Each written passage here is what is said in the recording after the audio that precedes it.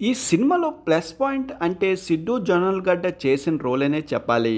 దర్శకుడు తన రోల్‌ని డిజైన్ చేసుకున్న తీరైతే చాలా బాగుంది. చాలా ఇంప్రెసివ్ కూడా ఉంది. ఫస్ట్ హాఫ్‌లో తన డైలాగ్స్ కానీ, కొన్ని యూత్‌ఫుల్ సన్నివేశాలు గానీ ఆకట్టుకుంటాయి.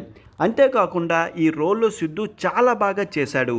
తన మార్కు, యాటిట్యూడ్ ప్రదర్శిస్తూ అవసరమైన ఎమోషన్ సీన్స్‌లో చాలా సెటిల్డ్‌గా పెర్ఫార్మెన్స్‌ను అందించాడు. తనతో పాటుగా హీరోయిన్స్ రాశిఖన్నా, శ్రీనిధి శెట్టిలు తమ పాత్రలో ఆకట్టుకునే ప్రయత్నం అయితే చేశారు. రాశిఖన్నా తన రోల్‌లో బాగా సూట్ అయింది. గ్లామరస్ లుక్‌తో సిద్ధుతో మంచి కెమిస్ట్రీ అనిపిస్తుంది. అలాగే శ్రీనిధి శెట్టి కూడా తన రోల్‌లో డీసెంట్ పెర్ఫార్మెన్స్‌ని చేసింది. అలాగే సినిమాలో ఈ ముగ్గురు నడుమ జరిగే డ్రామా కొన్ని సీన్స్ మాత్రం యువతకి బాగా ఆకట్టుకునే ఛాన్స్ అయితే ఉంది. ఇక వీరితో పాటుగా కమెడియన్ వైవా హర్ష రోలు సినిమాలో బాగుంది. హీరోతోనే సాగే ఒక మంచి ఫ్రెండ్గా కీలక సన్నివేశాల్లో కనిపిస్తూ కలిగించిన ఇంకా బెటర్గా ఉంటే బాగుండు అనిపించింది. ఈ సినిమా కోర్ లైన్‌లో ఒక మూమెంట్‌లో ఇంప్రెసివ్‌గానే అనిపిస్తుంది కానీ, ఇది మరీ అంత కొత్త కథేమీ కాదు. చూసేవారికైతే నిత్యం సినిమాలు చూసేవారికైతే ఫ్లాట్ ఈజీగా అర్థమైపోతుంది.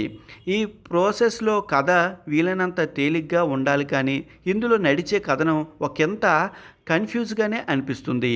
సిద్ధు రోల్ అయితే క్లారిటీగానే అనిపిస్తుంది కానీ తన చుట్టూ అల్లుకున్న కథనం ఇతర పాత్రలు సన్నివేశాలతో కామన్ ఆడియన్స్కు ఇది అండర్స్టాండింగ్ అవ్వాలంటే కొంచెం సమయం తీసుకోవాల్సిందే. సో ఇది అందుకే కనెక్ట్ అవుతుందని చెప్పలేం. అలాగే కొత్త సినిమా బాగుంది అనుకుంటే మూమెంట్స్లోనే మరికొంతసేపటికే రెగ్యులర్గానే అనిపిస్తుంది. ఇలా పూర్తి స్థాయిలో కథనం అంతంత మాత్రంగానే అనిపిస్తుంది.